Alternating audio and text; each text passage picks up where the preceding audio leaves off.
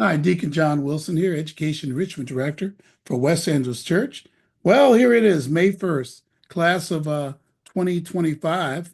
You should have decided where you're going.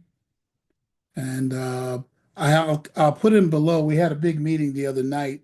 I'll put it in the description below, a link to that meeting where you can click and see that meeting. It's a very important meeting because it talks about the things you need to do after you accepted admission to the school.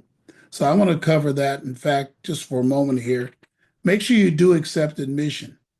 If you don't do it by May 1st tonight, or some schools shortly after, I don't know, you won't be able to get in. So that's obvious if you're seeing this May 1st. But if it's May 2nd and you haven't done it, you're probably too late. You can call the school if you want, but I think you're late. Now, for those that have already accepted admission, your number one thing you should do right after that, accepting it, you had to make a deposit, maybe you didn't, is deposit for your housing. Unless you're going to live at home, hurry up. A lot of these schools are pulling housing because of cost, and you need to let them know you want to have housing. Get that housing deposit down, that housing application in. Then the third thing I want to make sure you do is make sure you get your orientation reservation. Orientation is usually mandatory for students, parents. You might go with them, but it's mandatory that they go to orientation. If it's out of town, get your plane tickets.